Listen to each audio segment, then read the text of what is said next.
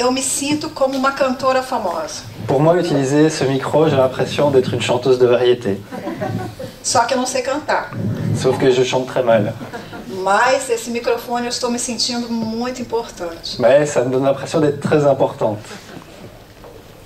O tema que nós vamos trabalhar hoje, Le thème que nous allons travailler aujourd'hui, os dois temas dessa segunda parte à tarde, les deux thèmes de cet après-midi, nós vamos dividir em 3 partes. nous allons le diviser en 3 plutôt. Nós vamos fazer a primeira parte, a obsessão na infância. On va faire la première partie, l'obsession chez les enfants. Vamos dar um intervalo, vamos fazer a primeira parte da outra conferência. On va faire une pause ensuite, puis on va faire la première partie de la deuxième conférence. Vamos dar outro intervalo de 10 minutos On va de nouveau faire une pause beaucoup plus courte de 10 minutes. e depois faremos a finalização da segunda conferência. Et puis on terminera la deuxième conférence. Porque 2 conferências de 1 hora depois do almoço é muito complicado. Parce que 2 longues conférences d'une heure après avoir mangé, c'est difficile. Então é melhor falar um pouco, vocês descansarem e depois voltarmos com o assunto. C'est mieux de parler un petit peu, puis de se détendre un petit peu, puis de revenir à discuter. Gostaria de pedir que as perguntas, as colocações fossem feitas ao final. Je voudrais vous demander que les questions, les remarques puissent être faites à la fin. O momento que vamos ter para perguntas e respostas. Il y a un moment prévu pour les questions et les réponses. Para que nós não precisemos parar e interromper o raciocínio das pessoas. Pour qu'on n'ait pas à arrêter et interrompre la réflexion et la suite logique des personnes. Porque é um tema muito fácil de compreensão, Parce que c'est un thème facile à comprendre, mas que precisamos estar atentos. mais qui demande de l'attention. Então, ao iniciar, seria importante nós recordarmos o que é obsessão. Et donc, pour commencer, c'est important qu'on se rappelle c'est quoi une obsession. Um resumo muito pequeno. Un résumé très court. É uma ação persistente. C'est une action persistante. Aqui temos o resumo. Donc on a le résumé ici sur le slide. Essa ação apresenta vários graus. Elle se présente sous différents degrés. Ela provoca sofrimentos físicos, mental e espiritual. L'obsession va provoquer des souffrances, qu'elles soient physiques, mentales ou spirituelles. E normalmente é uma vingança que tem suas raízes no passado. Et normalement, c'est une vengeance qui trouve ses racines dans le passé. Para facilitar a compreensão de vocês, seria bom que vocês não escrevessem, porque eu posso enviar a conferência para todos. Pour que ce soit plus facile pour vous, peut-être, pour ceux qui prennent des notes, c'est mieux que vous n'écriviez pas et que je vous envoie à ce moment-là la conférence, le PowerPoint. A conferência eu vou entregar a Morissette e ela pode enviar para o e-mail, o correio eletrônico de todos vocês. Donc je vais l'envoyer à Morissette et elle pourra vous l'envoyer à tous et toutes. Essa conferência e a segunda vai estar à disposição. Et donc les 2 PowerPoint, les 2 conférences seront disponibles. Então, eu acredito que todos vocês já tenham informações do que é uma obsessão. Donc, je pense que vous avez tous ici déjà des informations sur ce qu'est l'obsession. Pela manhã, nós tivemos as informações a respeito do que é a mediunidade na infância. Ce matin, on a eu des informations concernant la médiumnité durant l'enfance. Todos nós, inclusive dentro do meio espírita, sempre acreditamos que não existiria a obsessão na infância. On croit souvent, y compris dans les milieux spirites, qu'il n'y a pas d'obsession pour les enfants. Porque no entendimento de cada um de nós, a infância viria protegida pelo anjo guardião e pelos mentores espirituais. Parce qu'on considère généralement que l'enfant va être protégé par son ange gardien et par la spiritualité supérieure. Mas as experiências, os estudos e as pesquisas demonstraram que a infância, sim, apresenta episódios obsessivos. Mais des recherches, des expériences et des expériences ont montré que oui, il y a des obsessions, il y a des moments obsessifs chez les enfants. Isso não quer dizer que as crianças não tenham proteção do anjo guardião e do espírito protetor. Ça ne veut absolument pas dire que les enfants n'ont pas une protection, que ce soit des esprits protecteurs de leur ange gardien. Assim como todos nós, a proteção persiste. Et de la même manière que nous tous, cette protection existe. Mas há vários fatores que nós vamos tentar explicar aqui essa tarde que favorecem a obsessão na infância. Mais il y a différents facteurs dont on va parler qui favorisent l'existence d'obsession pendant l'enfance. Então, como eu disse anteriormente, várias enfermidades, estados, situações comprovam que as crianças, assim como os adolescentes, também passam por processos obsessivos. Et donc, comme je l'ai dit, il y a différentes expériences, différentes infirmités, différentes observations qui montrent que les enfants et les adolescents peuvent passer par des obsessions. E dos motivos muito fáceis para compreendermos donc, une des raisons les plus faciles pour pouvoir comprendre ça, acho que essa ilustração demonstra com clareza c'est ce que cette illustration démontre avec clarté. Que a criança é espírito milenar. C'est que l'enfant est un esprit millénaire. A criança não é espírito novo. Que l'enfant n'est pas un esprit nouveau. É espírito com uma bagagem de muitas vidas anteriores. C'est un esprit qui a un bagage de nombreuses vies. Espírito que habita novo corpo. C'est simplement un esprit material. Qui habite un nouveau corps matériel. Mas que vem da espiritualidade com uma bagagem, reflexo de todas as suas vidas anteriores. Mais qui vient de la spiritualité avec un bagage qui reflète toutes ses vies précédentes. Renasce num corpo infantil. Il renaît dans un corps infantile. Para uma nova trajetória na sua vida. Pour une nouvelle trajectoire dans sa vie. Como espírito imortal que é. En tant qu'esprit immortel qu'il est. Então é processo, renasce infantil para ser reeducado. Et donc il renaît en tant qu'enfant pour être rééduqué. A principal finalidade do espírito retornar num corpo infantil é ser educado novamente. Donc le principal but, le fait qu'on retourne dans des esprits, dans des corps d'enfants, c'est de pouvoir être éduqué à nouveau.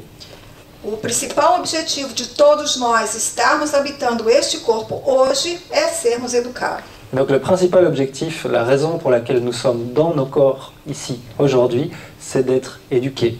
Porque o progresso que todos necessitamos como espíritos imortais é progresso moral, como todos já sabem. Parce que le progrès dont nous avons besoin en tant qu'esprit immortel est un progrès moral, comme vous le savez déjà. Então, é muito fácil compreendermos que essa criança traz passado. Et donc c'est très facile de comprendre que cet enfant a un passé. E muitas das vezes passado muito difícil, passado muito pesado. Et souvent un passé assez lourd, assez difficile. E que seus companheiros de jornada ou seus inimigos acompanham passo a passo. Et que ses compagnons de voyage ou ses ennemis l'accompagnent pas à pas. Porque não estamos sozinhos. Parce que nous ne sommes pas seuls. Temos conosco uma nuvem de testemunhas. Parce qu'on a avec nous un nuage de témoignages. O que dificulta a nossa compreensão em relação à obsessão na infância é porque vemos a criança somente como uma criança. Et ce qui rend difficile notre compréhension de l'obsession chez les enfants, c'est qu'on voit l'enfant simplement en tant qu'enfant. Mas é necessário abrirmos o nosso entendimento para poder compreender o processo. Mais il faut qu'on ouvre un peu notre compréhension pour pouvoir comprendre le processus. A criança, como eu disse, a criança, o espírito que habita o corpo infantil é espírito com muito passado. Et comme je disais, l'esprit qui habite ce corps d'enfant est un esprit avec un long passé. A visão da filosofia espírita em relação à infância, la vision de la philosophie spirit en relation à l'enfance, é uma visão holística. Une vision holistique. Quer dizer, c'est-à-dire, ela não vê somente como uma criança, ela vê como adulto do passado e uma criança hoje. Elle ne vient pas seulement comme en tant qu'enfant, elle vient en tant qu'adulte du passé et aujourd'hui enfant. Ela vê as duas coisas conjugadas, ela vê as duas coisas num só contexto. La philosophie spirit voit les deux choses conjuguées, les deux choses dans leur contexte. E quando nós não compreendemos a obsessão na infância, é porque estamos vendo somente dentro de um contexto. Et si on ne comprend pas l'obsession dans l'enfance, c'est parce qu'on ne voit qu'une partie du contexte. Não sabemos que bagagem espiritual essa criança que temos em nossa casa traz. On ne sait pas quel bagage spirituel cet enfant qu'on a chez nous ramène avec lui. Assim como não sabemos a nossa própria bagagem espiritual. De la même manière que nous ne connaissons pas forcément notre propre bagage spirituel. Então, para compreendermos e analisarmos a obsessão no período da infância, é necessário olhar os dois lados. Et donc pour comprendre l'obsession pendant l'enfance, il est nécessaire de regarder les deux côtés. Então gostaria de enfatizar, porque é muito importante compreendermos que essa criança que chega é um espírito milenar. Et donc je voudrais vraiment mettre ça en avant, le fait que cet enfant qui arrive est un esprit millénaire. E aumenta a nossa responsabilidade perante ela, porque ela depende do que nós estamos fazendo com ela. Et ça augmente notre responsabilité envers elle parce qu'elle va dépendre de ce que nous faisons avec elle. Esse espírito vem em busca de uma evolução moral. Cet esprit vient à la recherche d'évolution morale. E qual tem sido o nosso compromisso dentro desse processo? Et quel a été notre engagement dans ce processus? Esse espírito tem direito à vida. Cet esprit a droit à la vie. Esse espírito tem direito a conhecer a filosofia espírita. Cet esprit a le droit de connaître la philosophie spirit. Esse espírito tem direito à alimentação, à saúde, à proteção. Cet esprit a droit à une alimentation, à la santé, à la protection.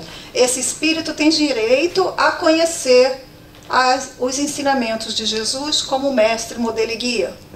Cet esprit a le droit de connaître les enseignements de Jésus en tant que maître, modèle et guide. Porque normalmente fazemos a campanha de valorização da vida, mas é necessário uma campanha de valorização da vida num contexto amplo. Mais on fait souvent des campagnes de valorisation de la vie, mais on doit aussi faire ces campagnes de valorisation de la vie de manière beaucoup plus ample. O direito do espírito. Les droits en général de cet esprit. Principalmente nessa época de transição planetária. Surtout dans cette époque de transition planétaire. Todos estão tendo a oportunidade de regressar. On a tous sont en train d'avoir l'opportunité de revenir. Mas não para estarem aqui de férias, Mais pas pour venir ici en vacances, mas para estarem aqui sendo cuidados e educados. mais pour venir ici en étant soignés et éduqués. Gastamos muito tempo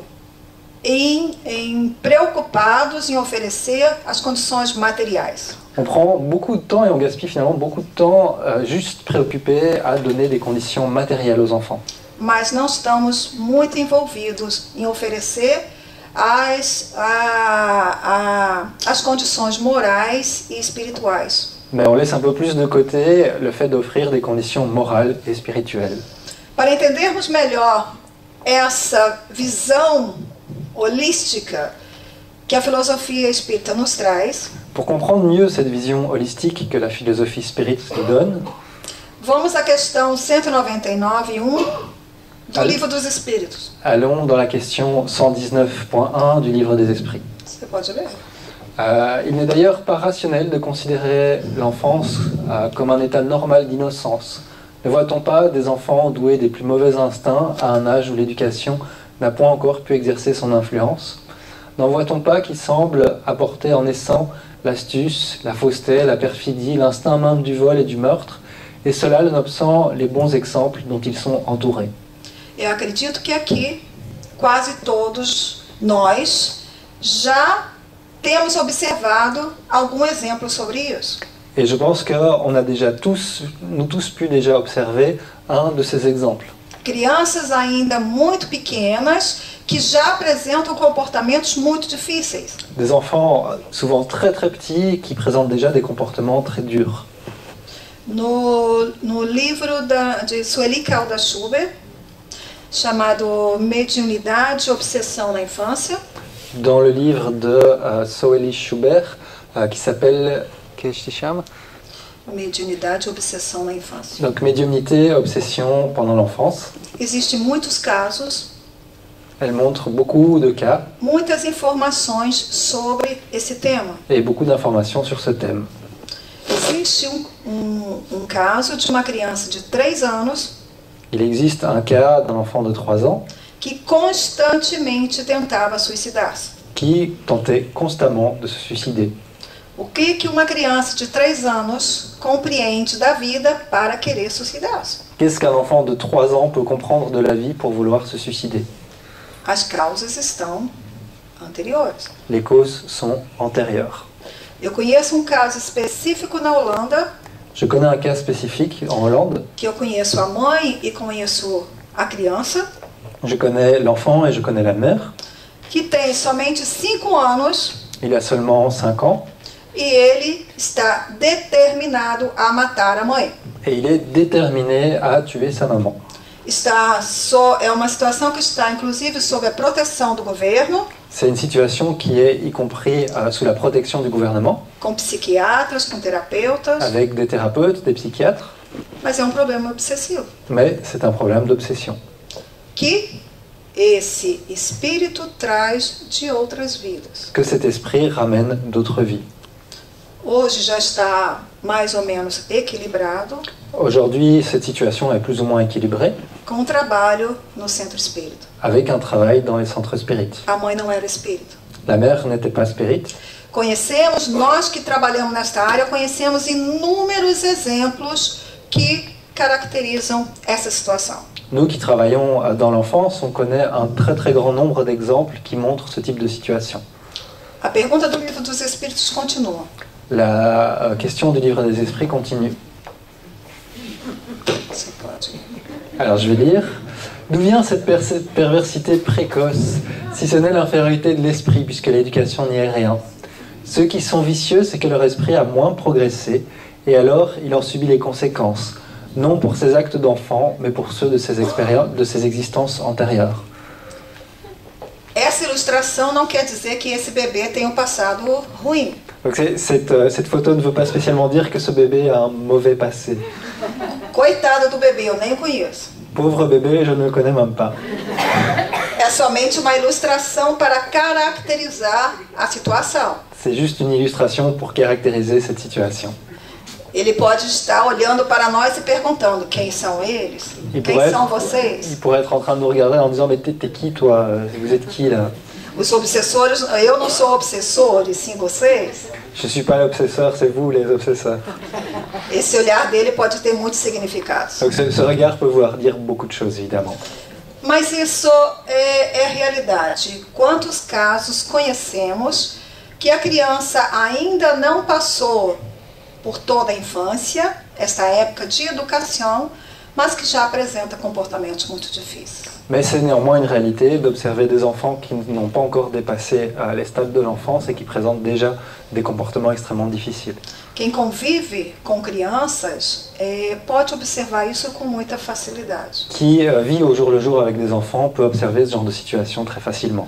E os espíritos que estão habitando os corpos infantis nessa época, os espíritos que estão chegando nesta época, Et les esprits qui habitent les corps des enfants à l'époque actuelle, podemos observar melhor suas reações e seus comportamentos. Ces esprits, on peut observer plus facilement leurs réactions et leurs comportements. Que não são mais comportamentos tão difíceis. Qui ne sont plus souvent des comportements si difficiles. Que não são mais reações difíceis. Qui ne sont plus des réactions difficiles.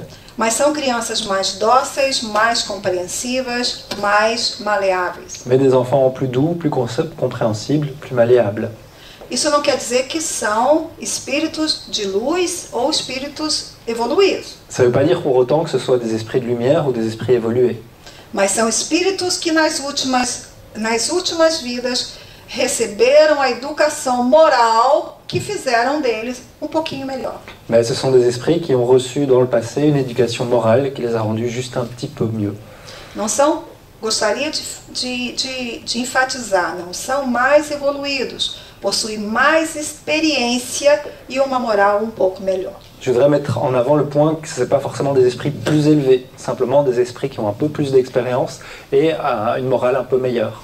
Porque muitas mães e pais pensam que tem em casa espíritos completamente de luz e evoluídos. Parce qu'il y a beaucoup de parents, de mères et de pères qui pensent qu'à la maison, ils ont des esprits totalement évolués, des esprits de lumière. Estão totalmente enganadas. Et ils se trompent complètement. E pensando que eles são muito evoluídos, não estão oferecendo a disciplina e a educação que eles necessitam. Et en pensant qu'ils sont très évolués, ils ne leur offrent plus l'éducation et la discipline nécessaires. Então, todos nós temos um passado, Donc on a tous un passé, que temos um relacionamento muito íntimo e muito próximo com este passado. et on a une relation très intime, très proche avec ce passé. E o caso das crianças não é diferente. Et le cas des enfants n'est pas différent. A criança também tem esta ligação estreita com suas vidas anteriores. L'enfant a aussi ces liens très forts avec son propre passé, avec ses vies antérieures. E Emmanuel afirma Et Emmanuel affirme que chaque individualité renaît en lien avec le cadre de la vie invisible d'où elle provient, et restera en général l'instrument du milieu dans lequel elle maintient ses conceptions et pensées habituelles. muitas das vezes, durante o sono do corpo físico, os espíritos regressam a seus lugares de maior identificação. Souvent, pendant le sommeil du corps, les esprits sortent et retournent là où ils s'identifient le plus. Porque, como eu disse, eles estão vinculados às vidas anteriores. Parce que, comme je l'ai dit, ils sont liés aux vies passées. E quando esse vínculo é muito estreito, observamos isso no comportamento mais difíceis das crianças. Et quand ce lien est très fort, on peut observer des comportements plus difficiles chez les enfants. Emmanuel continua, agora no livro Pensamento e Vida. Et donc Emmanuel continue dans le livre Pensée et Vie. Le chemin que nous commençons dans une existence déterminée est la prolongation des chemins que nous avons parcourus dans celles qui l'ont précédé. A presente existência que todos nós estamos tendo é uma continuação das existências anteriores. Donc l'existence dans laquelle nous sommes aujourd'hui, c'est la continuation de nos existences antérieures. E as próximas serão um reflexo, a continuação da atual. Et les prochaines seront la continuation, le reflet de celle-ci. Com a criança e o adolescente é exatamente a mesma coisa. Et donc pour un enfant et un adolescent, c'est le même principe. Ela traz um trajeto do passado e vai continuar com esse trajeto e construir um novo. Elle amène un trajet du passé, elle va continuer avec ce trajet et en construire un nouveau. O importante não é descobrir e querer saber do passado. L'important, ce n'est pas de vouloir découvrir, de vouloir connaître son passé. Nem do passado da criança, nem do passado do jovem, nem do passado de cada um de nós. Ni le passé de l'enfant, ni le passé de l'adolescent, ni le passé de chacun de nous. Não podemos perder tempo querendo descobrir o passado. On ne peut pas perdre de temps pour pouvoir découvrir notre passé. Precisamos aproveitar o tempo que estamos aqui para trabalhar o nosso futuro. On a besoin de profiter du temps que nous avons ici pour travailler à notre futur. Há pessoas que por qualquer problema, qualquer dificuldade, recorrem à terapia de vidas passadas. Il y a des personnes qui, pour quelques petits problèmes que ce soit, utilisent les thérapies de vie passée, Querendo descobrir o passado. cherchant à vouloir découvrir leur passé. Mas depois que descobre, não sabe o que fazer com ele. Mais une fois qu'ils le découvrent, ils ne savent pas quoi faire avec ça. E muitas das vezes piora a situação. Et très souvent, leur situation empire. Então a terapia de vidas passadas é utilizada para determinados casos e determinadas situações. Et donc ce type de thérapie peut être utilisé seulement dans certains cas et certaines situations. E não por curiosidade. Et non simplement par curiosité. Continuando, no Evangelho segundo o Espiritismo, Donc on continue avec l'évangile selon le spiritisme, teremos uma importante informação. qui nous donne une information importante. L'obsession est presque toujours le fait d'une vengeance exercée par un esprit et qui, le plus souvent, a sa source dans les rapports que l'obsédé a eus avec lui dans une existence précédente. Então, numa grande maioria das situações, a obsessão representa uma vingança do passado. Donc, dans une grande majorité des situations, l'obsession représente une vengeance du passé. Mas nem sempre isso é 100% verdadeiro. Mais ce n'est pas toujours vrai à 100%. Vamos ver no decorrer dessa apresentação. On va voir un peu plus en détail dans la suite. Mas a grande maioria das vezes, a obsessão é um comprometimento do passado. Mais dans la majorité des cas, l'obsession est un engagement du passé. Você pode ver para mim, por favor? Le fait est que celui qui est maintenant l'obsesseur était généralement quelqu'un qui a vécu très proche de la victime actuelle et qui a été trompé, n'a pas pardonné et réclame justice. Justiça Donc la justice, é uma palavra para analisarmos também. c'est un mot qu'il nous faut aussi analyser. É necessário como diminuir esta sede de justiça. De se demander, tiens, comment est-ce qu'on peut diminuer cette soif de justice? Quantas vezes nós próprios, nesta vida, queremos justiça? Combien de fois, nous-mêmes, dans cette propre vie, nous cherchons, nous voulons la justice? Em menor grau, Dans des situations, enfin dans des degrés plus mas réduits. também desejamos nos vingar em alguma situação. Mais on désire parfois aussi se venger d'une situation. Então não podemos assumir uma postura de julgamento e de crítica nos processos obsessivos. Et donc on ne peut pas adopter une posture de jugement ou de critique dans ces processus d'obsession. Porque muitas das vezes pensamos, não é justo, ela não merece. Parce que souvent on se dit, ah, c'est pas juste, il ou elle ne mérite pas. E culpamos os obsessores. Et on met tout sur la faute des obsesseurs. Mas não sabemos do que aconteceu no passado. Mais nous ignorons complètement ce qui s'est passé dans le passé. Muitas das vezes os obsessores foram nossas vítimas no passado. Très souvent, les obsesseurs ont été nos victimes du passé. Então é um processo de tratamento e cura dos dois lados. Et donc, c'est un processus de traitement et de guérison des deux côtés. Não há vítima, não tem vítimas e algozes, tem enfermos da alma Il n'y a pas de victimes et de criminels, il n'y a que des infirmes de l'âme, que necessitam ser tratados. qui ont besoin tous les deux d'être traités.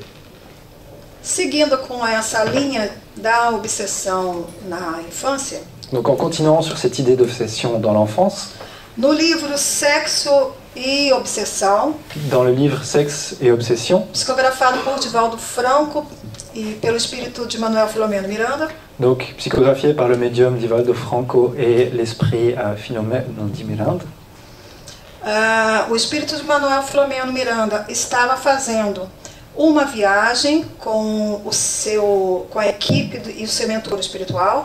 cet esprit Emmanuel di Miranda est en train de faire un voyage avec une équipe spirituelle et son mentor Uma spirituel, viagem de estudos e de conhecimento, un voyage d'études et de connaissances, e foi visitar uma determinada escola, et il va visiter une école déterminée, uma escola no planeta Terra, une école sur Terre, hein. não uma escola na espiritualidade. Pas une école dans le plan spirituel. Uma escola, um jardim da infância com crianças no período de 3 a 5 anos. Et donc une école maternelle qui a des enfants entre 3 et 6 ans.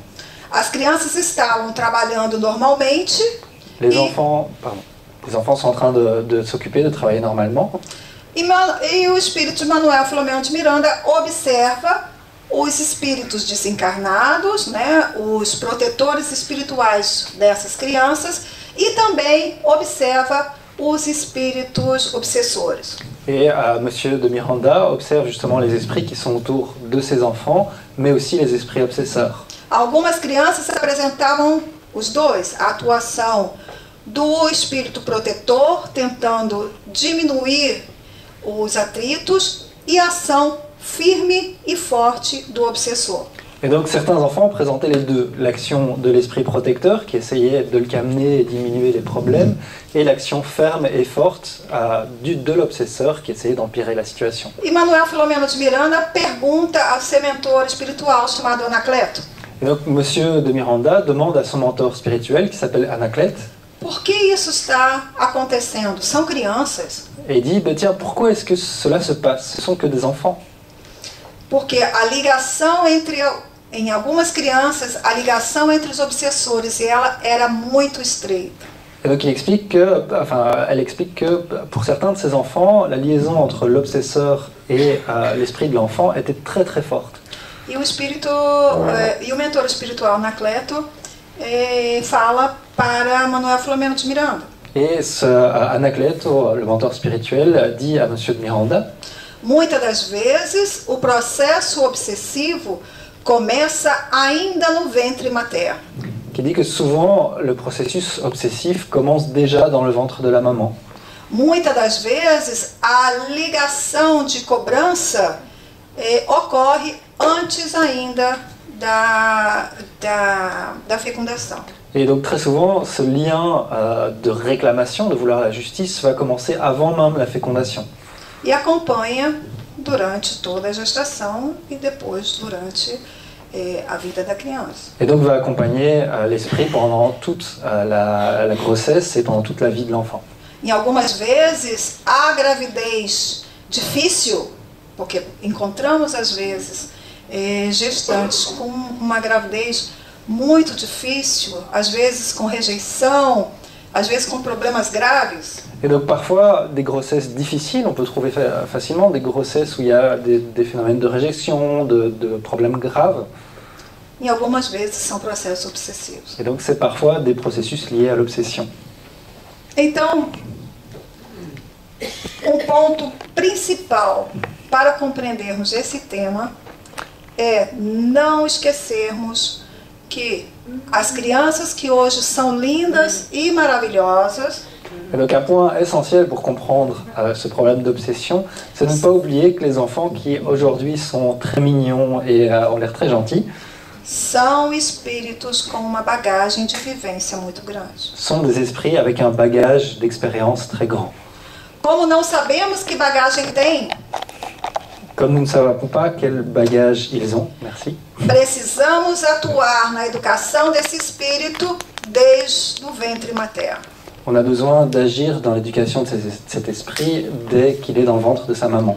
Não podemos esperar a manifestação das más tendências para tentar consertar. On ne peut pas attendre qu'il commence à manifester de très mauvaises tendances pour les résoudre.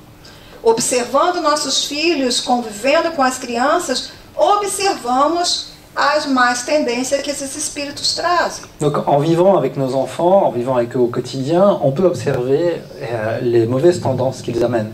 Mas quando são pequenininhos, achamos tudo muito divertido. Mais quand ils sont tout petits, on trouve que tout est très rigolo, très drôle. Conforme vão crescendo, já não vamos achando tão divertido. Et plus ils grandissent, moins c'est rigolo. E quando chega na adolescência, achamos desastre. Et quand ils arrivent à l'adolescence, là, c'est un désastre. Mas não nasceram adolescentes. Mais ils ne sont pas nés adolescents. Nasceram bebês. Ils sont nés bébés. Mas não observamos e não atuamos quando deveríamos atuar. Mais on n'a pas observé, on n'a pas agi quand on aurait dû le faire. Porque educar uma criança dá trabalho. Parce qu'éduquer un enfant, c'est beaucoup de travail. Não, dá muito trabalho educar uma criança. Donc ça donne... Agora, se você não quisesse ter trabalho, por que teve a criança? Donc ça donne vraiment beaucoup de travail d'éduquer un enfant. Alors, si vous ne vouliez pas avoir tout ce travail, pourquoi avoir eu un enfant? Podia ter tido passarinho, cachorro, coelho. Vous auriez pu avoir un petit oiseau, un petit chien, un lapin. Seria mais fácil. C'est beaucoup plus facile.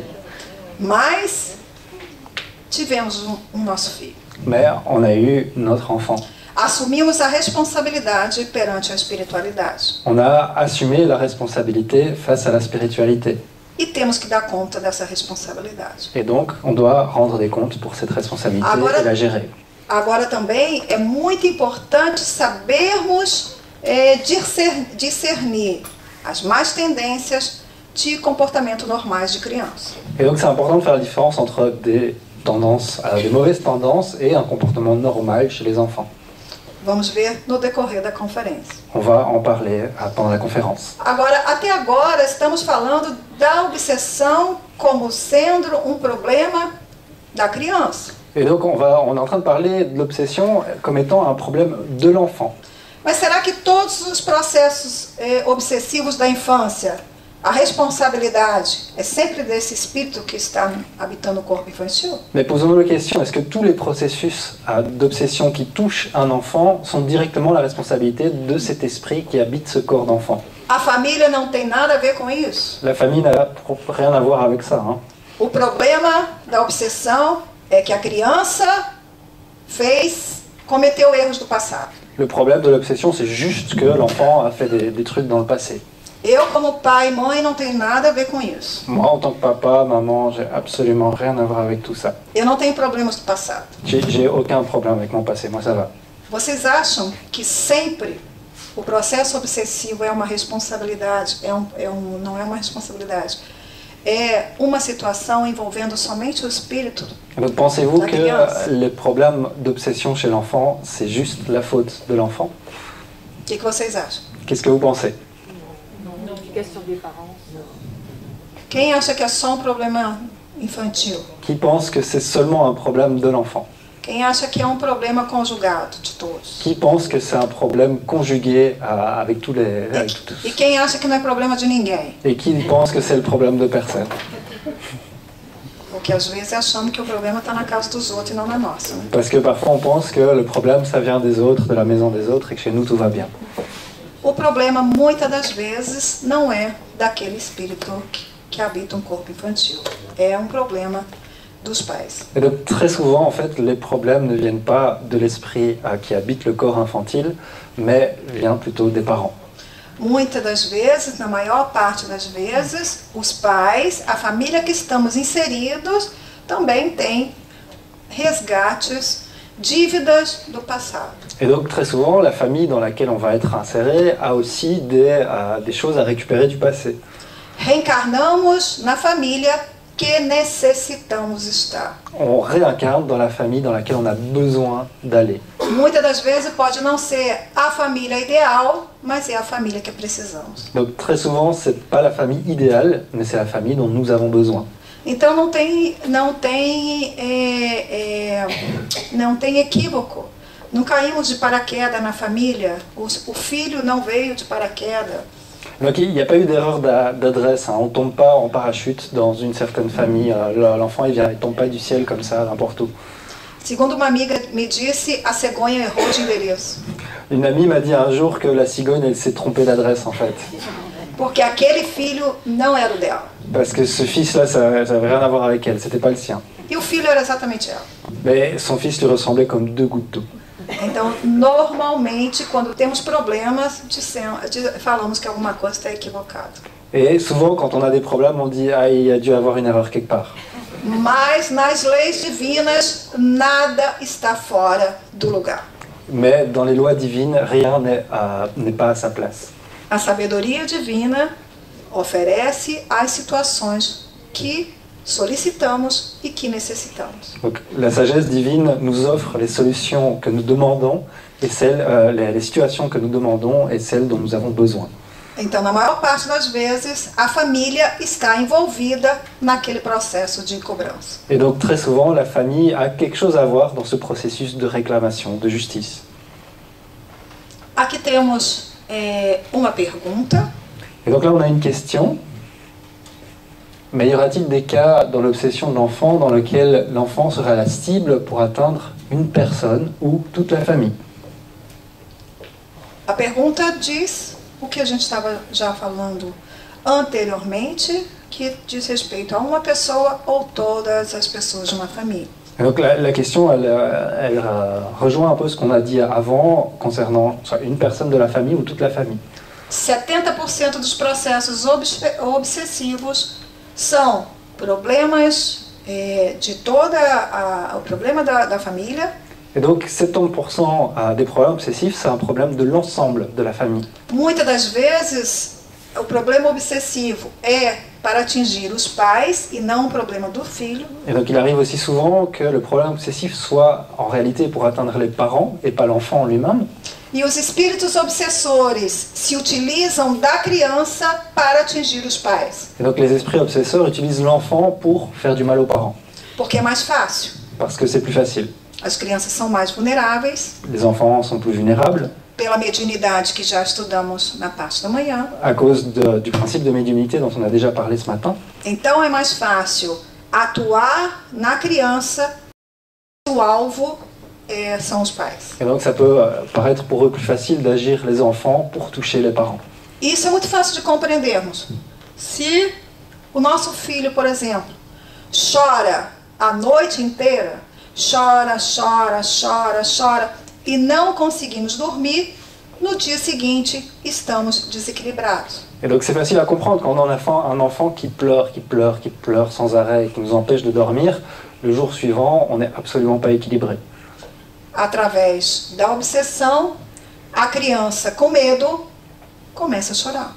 Et donc à travers l'obsession, l'enfant qui a peur commence à pleurer. Porque vimos pela manhã que através da mediunidade as crianças podem ver os espíritos presentes. Parce qu'on a vu ce matin qu'à travers la médiumnité, les enfants étaient capables de voir des esprits qui les entouraient.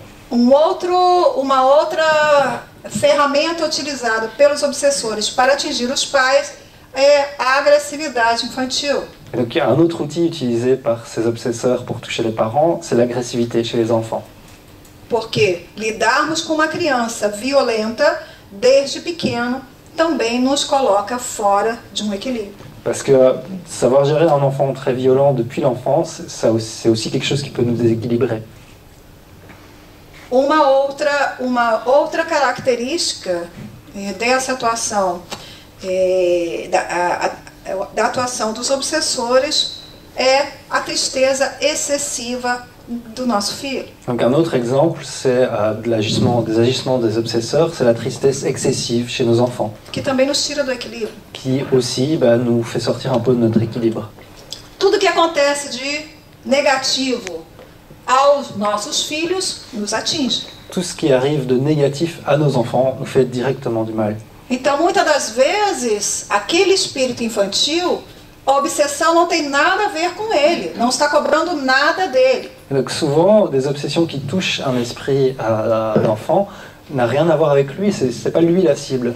Mas atua através dele para atingir os pais. Mais donc ils agissent à travers lui pour atteindre les parents. O Dr. Marco Antônio é pédiatra do Brasil, brasileiro, Le docteur Marco Antonio, c'est un pédiatre du Brésil, que tem uma especialidade na área da mediunidade e obsessão na infância. et donc il y a une spécialité au niveau de la médiumnité et de l'obsession chez les enfants.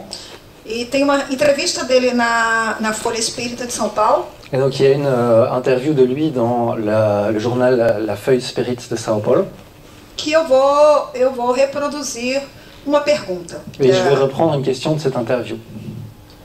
A pergunta é se existe período específico para a obsessão, se existe uma data, uma idade específica. Donc la question c'est est-ce qu'il y a un âge spécifique justement où il y a plus d'obsessions, un âge pour les obsessions? As crianças de pouca idade estão mais sujeitas à obsessão, as crianças maiores, existe essa relação? Est-ce que les plus petits sont plus touchés ou les plus grands? Est-ce qu'il y a une relation de ce type? Eu vou apresentar a resposta dele e depois eu vou trabalhar nessa resposta. Je vais vous présenter la réponse et puis on va réfléchir un peu à cette réponse. A primeira parte da resposta dele, ele fala que é muito difícil, até os 3 anos, nós diagnosticarmos se é processo obsessivo. Et donc dans la première partie, c'est le 7. Okay. Il dit que dans la première partie de la réponse, il dit que c'est difficile de pouvoir déterminer, diagnostiquer avec certitude des situations obsessives avant les 7 ans. Porque existem algumas características infantis que podem ser vistas como obsessão, mas que não são. Parce qu'on peut avoir des caractéristiques des enfants qui peuvent être perçues comme de l'obsession, mais qui n'ont rien à voir avec ça. Como ele fala aqui, da hiperatividade, o pânico noturno, Par exemple, l'hyperactivité, les paniques nocturnes, etc. o choro frequente, a agressividade, Le fait de pleurer souvent, l'agressivité. que em algumas ocasiões não tem nada a ver com a obsessão, mas sim a ver com o relacionamento dessa criança com sua família e com seus irmãos. Et donc, des fois, ça n'a rien à voir du tout avec l'obsession, mais c'est simplement la relation ça a à voir avec la relation qu'il a avec ses parents ou avec ses frères et sœurs. E como vamos saber diagnosticar se é uma obsessão ou é um comportamento momentâneo daquela criança? Comment diagnostiquer s'il s'agit d'une obsession ou d'un comportement momentané de l'enfant? Através da observação. En utilisant l'observation. Se houve uma mudança de comportamento, S'il y a eu un changement de comportement, se aconteceu algum fato novo que possa ter desencadeado essa reação, s'il y a pu avoir un événement récent qui a pu provoquer cette situation, se esses sintomas estão sendo permanentes ou se são inconstantes. si ces symptômes sont permanents ou s'il y a vraiment une variation inconstante. Porque não podemos pensar que tudo é uma obsessão, Parce qu'il ne faut absolument pas penser que tout est une obsession, porque não é. parce que ce n'est pas le cas. Às vezes são características normais da infância, Des fois, ce sont des caractéristiques normales de l'enfance. às vezes são mecanismos, as reações são mecanismos que as crianças utilizam para chamar a atenção dos pais, Des fois, ce sont des mécanismes que les enfants utilisent pour essayer d'attirer l'attention de leurs parents. porque eles sabem que se eles fizerem alguma coisa diferente e grave, os pais vão estar atentos. Parce qu'ils savent que s'ils vont faire quelque chose de différent et de grave, les parents vont vraiment faire attention à eux. Então não podemos diagnosticar tudo como sendo uma obsessão ou tudo como sendo natural de uma criança. Et donc on ne peut pas diagnostiquer d'un côté tout comme étant une obsession, ni dire que tout est simplement un comportement normal de l'enfant. O comportamento natural de uma criança é alegre, é divertida, é suave, não é repleta de atitudes negativas. Donc un comportement normal chez un enfant, c'est la joie, c'est le fait qu'il s'amuse tout le temps, qu'il est assez doux, et c'est pas un comportement comme on vient de le décrire. Principalmente a infância da atualidade, as crianças da nova era, não são crianças sofredoras, são as crianças libertas e divertidas, muito fáceis. Et principalement, les enfants qui naissent aujourd'hui, dans l'époque actuelle, ce ne sont pas des enfants qui ont par nature un côté très déprimé, souffrant. C'est plutôt des enfants faciles et joyeux. A segunda parte da resposta que fizeram, a pergunta que fizeram ao Dr. Marcos. Et donc voilà la seconde partie de cette réponse. Ele fala que de 7 a 14 anos já é mais fácil identificar se é uma obsessão ou se é um comportamento normal. Qui dit que de 7 à 14 ans, c'est plus facile de faire la différence entre les comportements normaux et l'obsession. Algumas situações características. Il y a des situations caractéristiques. E vamos trazer aqui somente 3. Et on va en prendre 3 comme exemple. A agressividade, além de L'agressivité, limite, au-delà des limites habituelles, que normalmente utilizam objetos para agredir. qui normalement vont utiliser des objets pour agresser. A autodestruição, atitudes autodestrutivas. L'autodestruction, des attitudes autodestructives, São crianças que fazem mal físico a elas mesmas. ce sont des enfants qui vont se créer, qui vont se faire du mal à eux-mêmes physiquement, São crianças que se mordem, des enfants qui se mordent, que praticam, que realizam atitudes que causam dano, causam mal-estar a elas mesmas. qui ont des attitudes qui vont causer des dommages à eux-mêmes. Não é somente choro, só chorar, chorar, chorar. São atitudes contra ela mesma. C'est pas seulement le fait de pleurer, pleurer, pleurer pendant très longtemps, c'est vraiment des attitudes contre elles-mêmes. Uma outra característica são atitudes pirotécnicas. Pirotécnicas? Pyromanies. Piromania. Donc un autre exemple, ce sont les attitudes destructives, comme par exemple la pyromanie. Porque a criança adora brincar com o que é diferente. Les enfants, naturellement, vont adorer jouer avec ce qui est différent. Então, normalmente, ela gosta de brincar com o fogo porque é novidade. Normalement, tous les enfants adorent jouer avec le feu parce que c'est nouveau, ça attire l'œil. Mas nos casos de obsessão, não é somente brincar com fogo, é colocar fogo na casa, colocar fogo nas coisas. Mais dans le cadre d'une obsession, c'est pas seulement jouer avec le feu, c'est vraiment essayer de mettre le feu à tout et n'importe quoi, essayer de cramer la maison, cramer tous les trucs. A criança sabe o que está fazendo e ela sabe as consequências, que vai pegar fogo em toda a casa. L'enfant sait ce qu'il fait et il connaît les conséquences, que toute la maison va brûler. Então não é ver uma criança com uma caixa de fósforo brincando que vamos pensar, é obsessão, vai colocar fogo na casa. Et donc c'est pas parce qu'on voit un enfant qui a trouvé une boîte d'allumettes et qui joue avec qu'on dit ah ça y est c'est une obsession, il va tout cramer. Temos que observar, às vezes ela só está curiosa para saber como funciona o fósforo. On doit observer. Souvent, elle est simplement curieuse pour voir comment fonctionnent ces allumettes. Então, como eu disse, temos que observar os sintomas, a continuidade, a frequência, a gravidade. Et donc, on doit vraiment observer ces symptômes. Regarder la fréquence, la gravité, les causes, etc. Voltei na primeira parte da resposta do Dr. Marco, Revenons un peu dans la première partie de la réponse de Dr Marco. porque eu queria enfatizar uma parte dessa resposta. Parce que je voulais mettre en avant une partie de cette réponse. Quando ele diz que a grande causa da hiperatividade, o pânico noturno, o choro, a agressividade, tem origem no relacionamento da criança com a sua família. Quand j'ai dit qu'une grande partie des comportements d'agressivité, de peur nocturne, de pleurs, etc., venaient des relations dans la famille, Isso é muito importante compreendermos, c'est très important de le comprendre. porque na atualidade encontramos crianças em situações graves, mas que não é obsessão.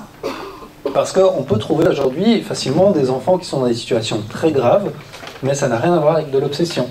Muitas das vezes atravessa uma forte depressão.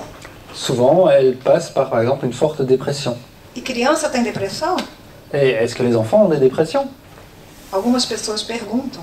Il y a des personnes qui se demandent ça. Porque dizem, criança não tem motivo para ter depressão, porque não faz nada, não trabalha, não ganha dinheiro, não precisa fazer nada.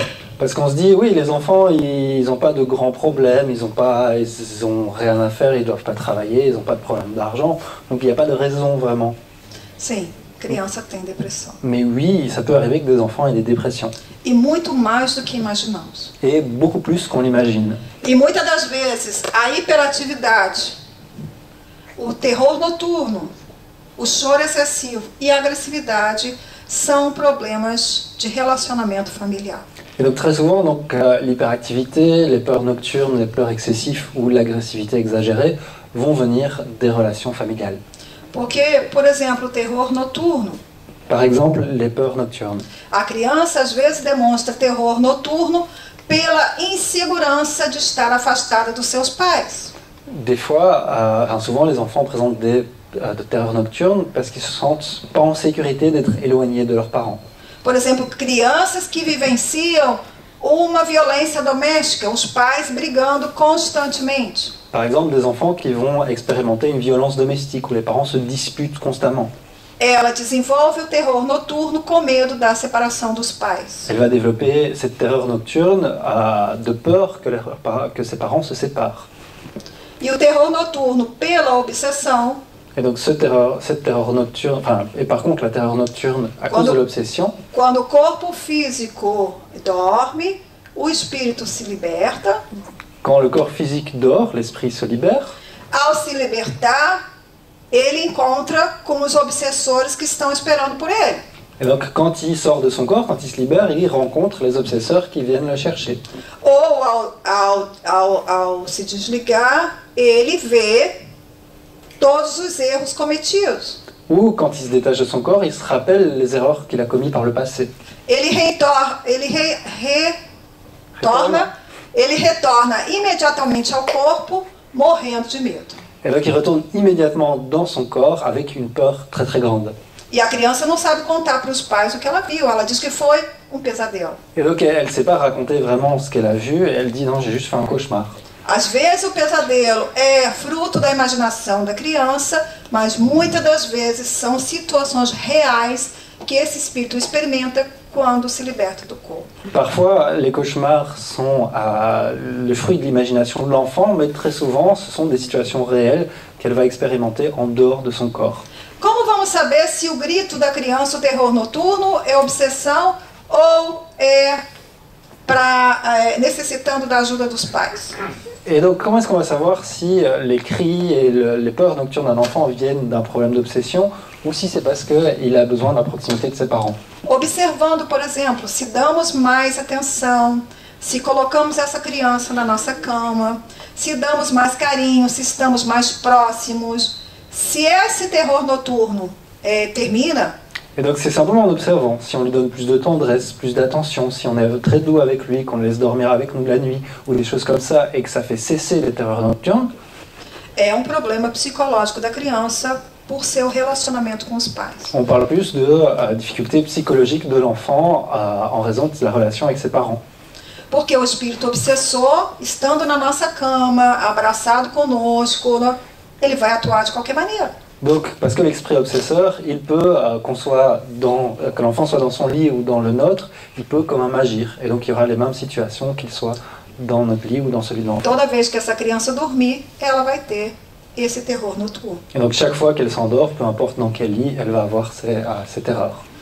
Eu tenho filho de 29 anos hoje, que é pai, Et donc j'ai un enfant de 29 ans qui est parent, e ele teve terror noturno por obsessão durante 11 anos. et donc il a eu des peurs nocturnes liées à une obsession pendant 11 ans. Ele não dormia de dia, ele não dormia de noite, ele não dormia no colo, ele não dormia na minha cama, ele simplesmente não dormia. Il ne dormait pas la nuit, il ne dormait pas le jour, il ne dormait pas dans notre lit, il ne dormait pas sur mes genoux, il ne dormait jamais. E nós éramos espíritas, frequentando o centro espírita, evangelho no lar, mas mesmo assim não teve jeito. Et donc nous étions spirites, on fréquentait le centre spirit, on faisait l'évangile au foyer, etc. Mais ça ne résolvait pas la situation. A sorte dele é que ele tem bebê hoje de 5 meses que dorme feito anjo. Donc la grande chance qu'il a aujourd'hui, c'est qu'il a un bébé de 5 ans et qui dort parfaitement. E o medo dele era o filho não dormir de noite, porque hoje ele adora dormir. Et sa grande peur, c'était que son fils ne dorme pas bien la nuit, parce que lui, maintenant, il adore dormir. Era dívidas graves desse espírito, que C'était hoje está como meu filho. C'était des dettes importantes de cet esprit qui aujourd'hui est mon enfant. A dívida dele era tão grande que desde que ele nasceu, ele só podia tomar leite de peito e água. Cette dette était tellement grande que depuis qu'il est né, il ne savait juste que prendre du lait maternel et de l'eau, Até 2 anos. jusqu'à ses 2 ans. Ele não podia comer nada que ficava com crise alérgica. Il ne pouvait rien manger, il avait tout de suite des crises d'allergie. Até 5 anos, ele teve uma alimentação muito restrita. Jusqu'à ses 5 ans, il a eu une alimentation extrêmement stricte. E para mim era muito difícil, porque eu tinha mais 3 filhos que podiam comer de tudo. Et pour moi, c'était extrêmement difficile parce que j'avais 3 autres enfants qui pouvaient manger de tout. Eu não podia ter em casa nada, porque ele não podia comer. Et je ne pouvais pas avoir toute une série d'aliments à la maison parce qu'ils ne pouvaient pas les manger. Porque ele era internado gravemente no hospital. Parce que s'il le faisait, il devait rentrer gravement à l'hôpital. Então, quando ele começou a compreender que não podia comer, Et donc quand il a commencé à comprendre qu'il ne pouvait pas manger, ele também compreendeu que teria que ter as coisas em casa para que as irmãs pudessem comer. il a aussi compris qu'il fallait certaines choses dans la maison pour que ses frères et sœurs puissent manger. E dia, na reunião mediúnica, o mentor espiritual da casa me disse: Et un jour, dans la réunion médiumnique du centre, le mentor de la maison m'a dit agradeça a bênção da alergia. « Remercie la bénédiction de cette allergie. Agradeça a bênção do choro dia e noite. Remercie la bénédiction de ses pleurs pendant la nuit. Porque através de vocês, do casal, dos pais, da família, ele está conseguindo melhorar. Parce que grâce à travers vous, à travers ce couple, à travers cette famille, il arrive à s'améliorer. É caso íntimo e pessoal, C'est un cas intime, personnel, mas para demonstrar que acontece. mais pour vous montrer simplement que ça arrive. Mesmo nas melhores famílias. Même dans les meilleures familles. Então, é necessário observar os sintomas, porque muitas das vezes é necessidade de atenção dos familiares. Et donc on doit vraiment observer les symptômes, parce que très souvent, c'est une nécessité d'attention des proches de la famille. E se pesquisamos na internet a respeito da depressão infantil, vamos ficar assustados com as estatísticas, os índices e estatísticas. Et donc si on commence à faire des recherches sérieuses sur Internet sur la dépression des enfants, on va vraiment être impressionné en voyant les statistiques et les chiffres. É uma grande responsabilidade. C'est une grande responsabilité. Porque, como eu disse no início, esse espírito regressou para evoluir. Et comme j'ai dit plus tôt, cet esprit a réincarné pour évoluer. Mas está entregue à depressão muitas das vezes por culpa de cada um de nós. Et parfois, ils se laissent aller dans la dépression à cause de chacun de nous. Então aqui são dados estatísticos. Você pode ler se você Et donc là, on a quelques statistiques. On estime que la dépression infantile affecte un enfant sur 20 âgé de moins de 10 ans. Le plus gros problème et le plus grand risque, c'est que beaucoup de ces manifestations sont tout à fait différentes de celles observées chez les adultes. Existem algumas características de diferenciação para diferenciar a depressão que todos nós conhecemos da depressão. Et donc il y a des caractéristiques pour faire la différence entre la dépression que nous connaissons tous de celle-ci. Porque como características mais conhecidas da depressão está o sono excessivo, a falta de apetite e a tristeza, o isolamento. Parce que les caractéristiques qu'on connaît, c'est plus dormir beaucoup, ne plus avoir d'apathie et avoir une grande tristesse, une tristesse importante.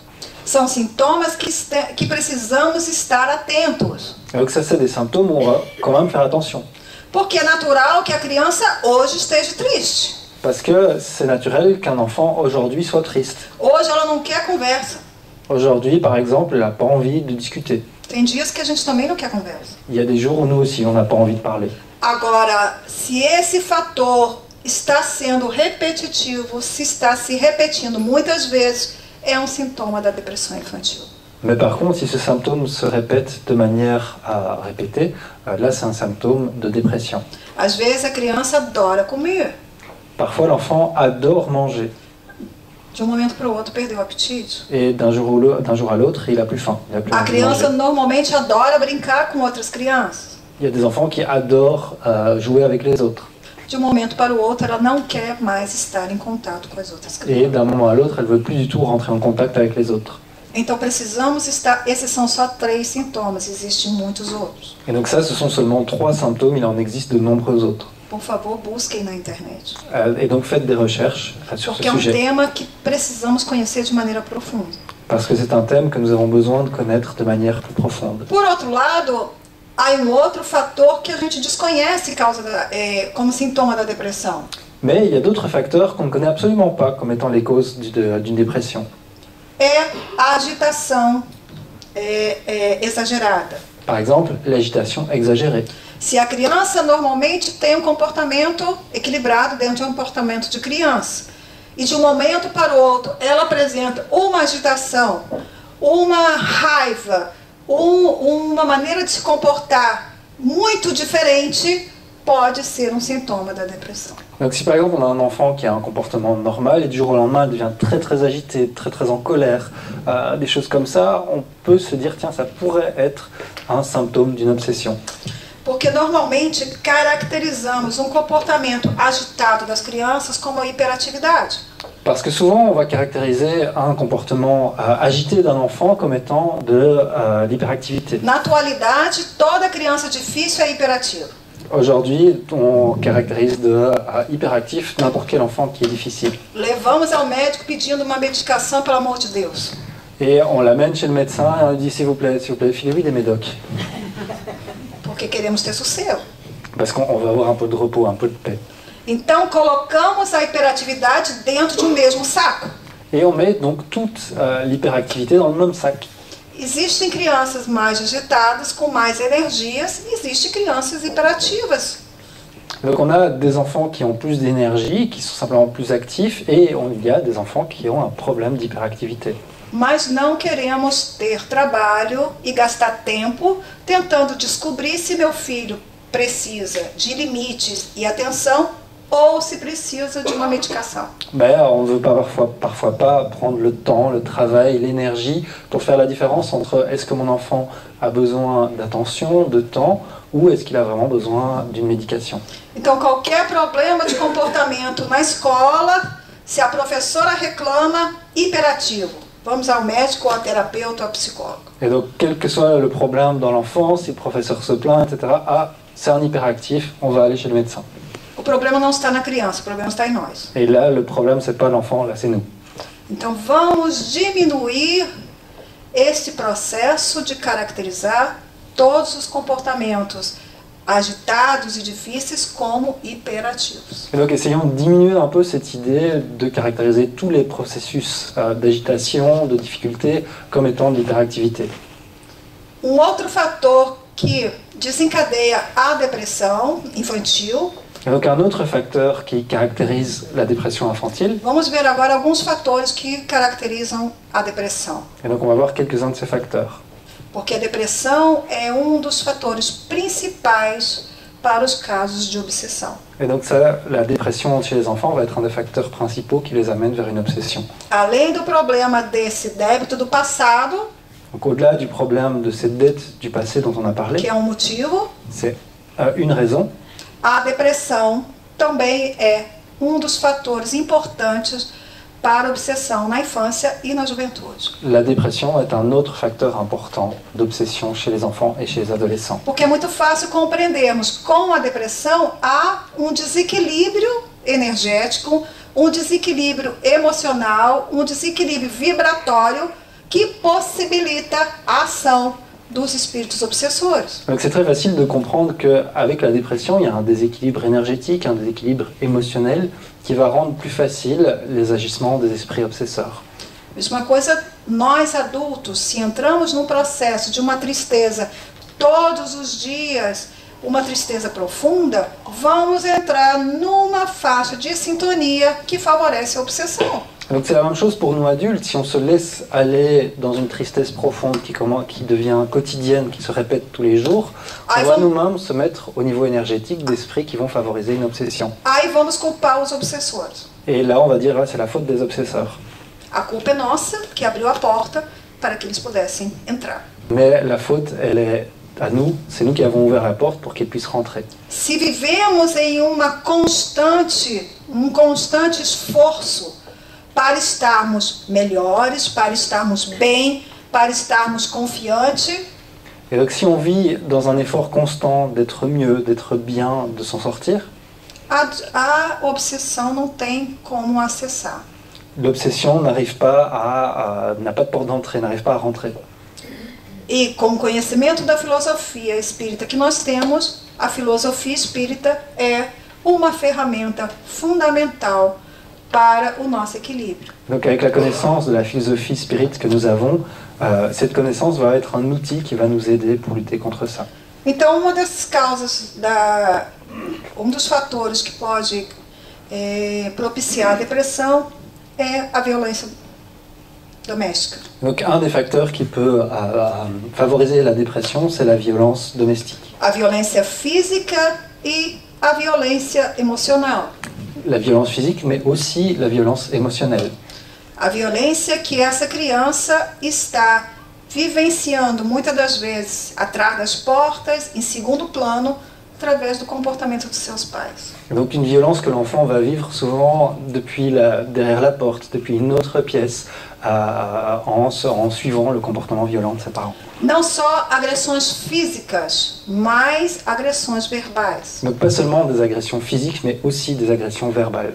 Quando gritamos com uma criança, nós estamos fora de uma sintonia adequada. Et quand on crie sur un enfant, on est vraiment au-delà d'une syntonie adéquate. E se tratamos a criança com gritos e violência, estamos oferecendo a ela a oportunidade de reagir da mesma maneira. Et si on traite l'enfant avec des cris et de l'agressivité, on lui offre l'opportunité de fonctionner et de réagir de la même manière. Porque perdemos o respeito. Parce qu'on perd le respect. Principalmente o respeito moral. Et surtout le respect moral. A autoridade moral. L'autorité morale. Porque a autoridade com o nosso filho não pode ser física, mas moral. Parce que l'autorité avec nos enfants ne peut pas être physique, mais morale. E como conquistamos essa autoridade moral? Et comment est-ce qu'on conquiert cette autorité morale? Através do nosso esforço em dar bons exemplos. À travers notre effort de donner des bons exemples. Exemplificar o que eu quero que ele faça. Donner l'exemple de ce que je veux qu'il fasse.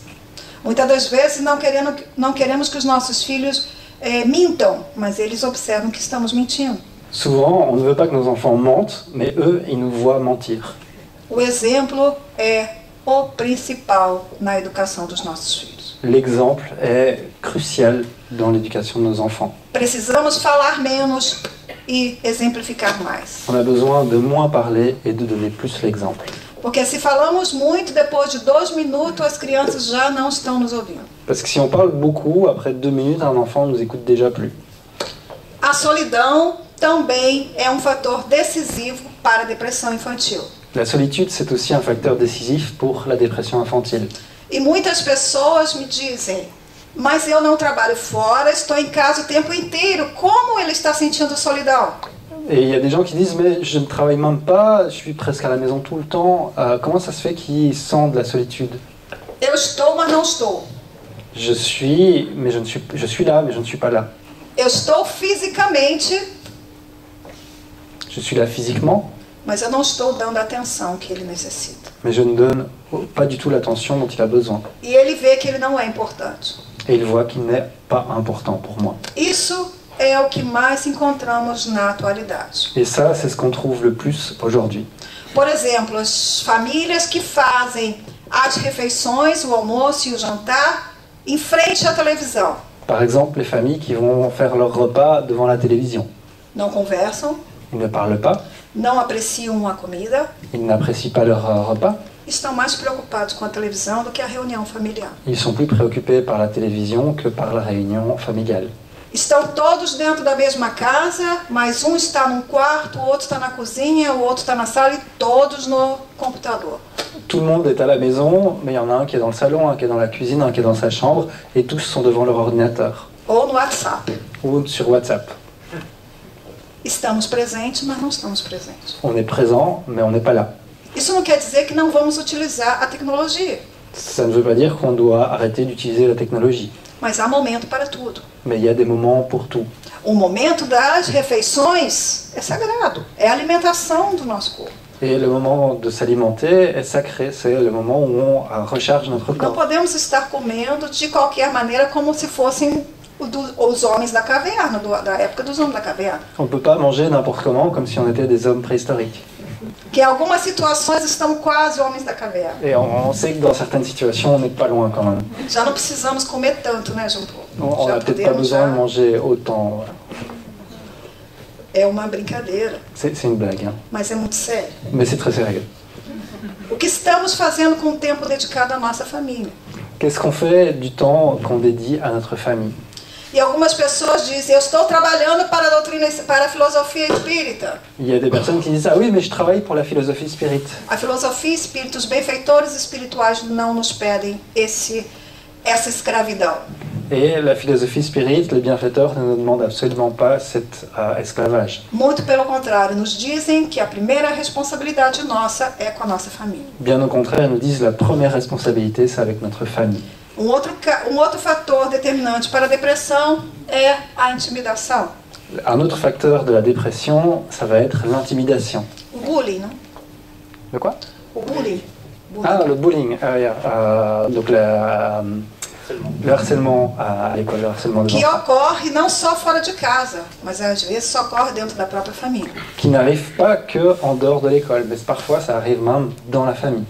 Eu conheço um caso, filho de uma amiga minha, Je connais un cas, l'enfant d'une amie à moi, que estudava na mesma escola dos meus filhos há uns 10 anos, 12 anos. qui était dans la même école que mes enfants il y a une quinzaine d'années. Ela tinha dois filhos, um menino de 5 anos e uma menina de 9. Elle avait deux enfants, un petit garçon de 5 ans et une fille de 9. Quando chegavam os filhos, ela abraçava a menina e falava, minha princesa. Quand ses enfants arrivaient, elle serrait dans ses bras sa fille et disait « Oh, ma princesse ». E o menino vinha, Et discreto. le petit garçon venait, il était tout discret, tout calme. E ela olhava para ele e perguntava, o que você fez de errado hoje? Et elle lui demandait « Qu'est-ce que tu as fait de travers aujourd'hui ?» E ele olhava e falava, nada. Et il regardait et disait « Mais j'ai rien fait ». Ela sempre que encontrava com ele, tinha atitudes negativas. Et chaque fois qu'elle le voyait, elle avait des attitudes négatives. Hoje em dia são adultos, os dois. Aujourd'hui, ils sont tous les deux adultes. A menina tem uma vida desregrada. La fille a une vie assez problématique, assez déréglée. O menino mudou de país, foi viver longe dos pais. Le garçon a changé de pays, il est parti vivre loin de ses parents. E aquele que fazia tudo errado deu certo. Et celui qui faisait tout de travers, entre guillemets, maintenant il fait tout bien. Mas podia ter tido uma vida de muita dificuldade, inclusive suicídio. Mais il aurait pu avoir une vie très difficile, y compris des problèmes de suicide. Então vamos pensar e ter cuidado com as críticas, porque criticar é normal, uma crítica construtiva, mas não colocar às crianças numa situação de inferioridade. Et donc, évidemment, on va faire attention avec nos critiques. Il y a des critiques qui sont constructives et utiles qu'on va faire, mais on va faire attention à ne pas mettre nos enfants dans une situation d'infériorité. Uma coisa, tópico muito grave e muito sério decorrente dessa depressão. Et donc, une des statistiques qui m'a vraiment touché, que je trouve extrêmement grave, sérieuse par rapport à cette dépression, É o suicídio infantil, c'est le suicide des enfants, que existe um número muito maior do que podemos imaginar. qui existe en bien plus grand nombre que ce qu'on pourrait imaginer. Hoje em dia, podemos encontrar com uma certa frequência o suicídio de crianças entre 8 e 9 anos. Et donc, aujourd'hui, on va trouver avec une certaine fréquence des suicides d'enfants entre 8 et 9 ans. Então, aqui tem a estatística para que possamos pensar a respeito. Et donc, il y a quelques statistiques pour qu'on puisse réfléchir un peu sur ce sujet.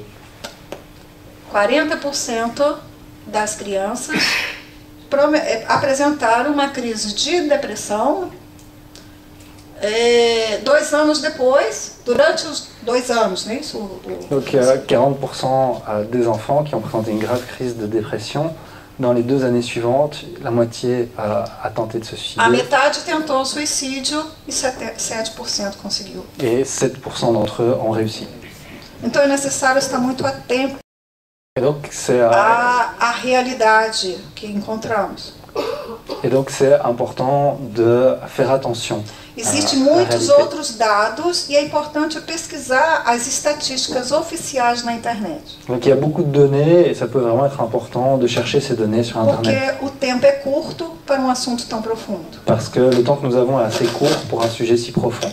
Então, nessa pequena apresentação, vimos que a obsessão pode ocorrer por problemas do passado. Et donc on a vu que l'obsession peut venir d'un problème du passé, daquele espírito que habita um corpo infantil. De l'esprit qui habite ce corps infantile. Pode ocorrer por problemas familiares. Ça peut arriver à cause de problèmes familiaux. Por todos esses motivos, a depressão, a violência, a intimité. Pour tous les motifs, la dépression, la violence, la bullying, le harcèlement. E para a conclusão, vamos rapidamente apresentar como tratar a obsessão infantil. Donc pour conclure, on va rapidement parler du traitement de l'obsession infantile. Primeiro, acompanhamento médico. D'abord, un accompagnement médical. Porque necessitamos de uma avaliação médica para saber se o comportamento não é uma patologia clínica ou psicológica ou se é realmente uma obsessão. Parce qu'on a besoin de pouvoir faire la différence entre des problèmes qui sont d'origine clinique, des problèmes qui sont d'origine psychologique ou des problèmes qui sont d'origine obsessive. Fazemos todos os exames e a criança não tem nada, mas persiste os sintomas. Si on fait tous les examens avec l'enfant semble ne rien avoir et que les symptômes sont encore là, provavelmente é uma obsessão. Alors on peut se dire probablement que c'est une obsession. Não podemos tomar atitudes sem acompanhamento médico. On ne peut pas choisir de prendre une attitude si on n'a pas été voir le médecin, voir ce qui se passe. A frequência das crianças às atividades infanto-juvenil dos centros espíritas. Et donc que les enfants fréquentent les activités pour les enfants ou les adolescents dans les centres spirites. Mesmo aquelas que estão em tratamento médico. Même celles qui ont reçu un traitement médical. Durante as atividades do centro espírita, as atividades da infância e juventude num centro espírita, os mentores espirituais, os médicos espirituais estão tratando de cada daquelas crianças. Et donc durant ces activités, les mentors spirituels de la maison, les médecins spirituels de l'autre côté, essayent et traitent le cas de cet enfant. As informações que a criança recebe é importante para o crescimento dela, mas a espiritualidade tem todo trabalho de tratamento para aquela criança. Donc les informations que l'enfant va recevoir dans les jeux qu'il fait, etc., vont être importantes, mais il va aussi recevoir tout un traitement de par la spiritualité de l'autre côté. O passe à água magnética é uma terapia também extremamente importante. Donc les passes magnétiques et l'eau fluidifiée sont aussi des recours thérapeutiques importants. Se a criança apresenta uma enfermidade ou comportamento mais difícil, o passe individual. Se não, se está sob controle, somente as atividades dentro da sala de aula. Et donc si l'enfant présente des comportements négatifs répétitifs, alors on peut passer aux passes individuelles, sinon simplement les activités dans la maison, ça suffit. A outra terapia que devemos ter em conjunto com as que já falamos anteriormente é a educação familiar. Donc une autre thérapie qu'on doit avoir tous ensemble, comme on a déjà dit, c'est l'éducation familiale. A educação de cada de nós para diminuir os motivos que eu apresentei anteriormente. C'est l'éducation de chacun d'entre nous dans la famille pour diminuer les causes qu'on a vues précédemment. Através da nossa atuação e dos nossos exemplos, as crianças vão melhorando pouco a pouco. À travers nos exemples, à travers nos agissements, les enfants vont s'améliorer peu à peu. O Evangelho no Lar, que o Régis já falou aqui hoje. L'évangile au foyer, dont Régis et moi a déjà parlé plus tôt. Importantíssimo para o equilíbrio no lar. C'est important, c'est vraiment très important pour l'équilibre du foyer. E para finalizar, a terapia do amor. Et pour conclure, vraiment la thérapie de l'amour. Que é a terapia mais eficaz para qualquer enfermidade do corpo, da alma, do espírito. Qui est la thérapie la plus efficace pour quelconque infirmité du corps, de l'âme ou de l'esprit. A terapia do amor inclui a renúncia, a paciência, a tolerância. Donc cette thérapie de l'amour, elle inclut la patience, le renoncement, la tolérance. E é recomendada não só para tratar a obsessão infantil, Et elle est recommandée non pas seulement pour traiter l'obsession des enfants, mas é a terapia urgente que todos nós necessitamos. mais c'est une thérapie d'urgence dont nous avons tous besoin. Todos nós não precisamos ir ao médico para saber que estamos necessitando dessa terapia. On n'a pas besoin d'aller voir un médecin pour savoir que nous avons tous besoin de ce type de thérapie. Então vamos fazer uma viagem interior e verificar os pontos que eu tenho enfermo e tratar com a terapia do amor. Et donc on va essayer de faire un petit voyage intérieur, regarder les points en nous qui sont un peu infirmes, malades, et voir à les traiter avec la thérapie de l'amour. E como executar esta terapia do amor? Et comment faire cette thérapie de l'amour? O maestro, o modelo e guia de toda a humanidade. Le maestro, le modèle et guide de toute l'humanité, Independente da filosofia, peu importe notre philosophie, independente das nossas crenças, peu importe nos croyances, o modelo para que possamos seguir. c'est un modèle qu'on peut suivre. Ainda estamos muito longe On est de encore conseguir seguir esse modelo, très loin de savoir vraiment suivre ce modèle, mas precisamos começar e precisamos apresentá-lo às crianças. mais on a besoin de commencer et on a besoin de le présenter aux enfants. Merci. Merci beaucoup.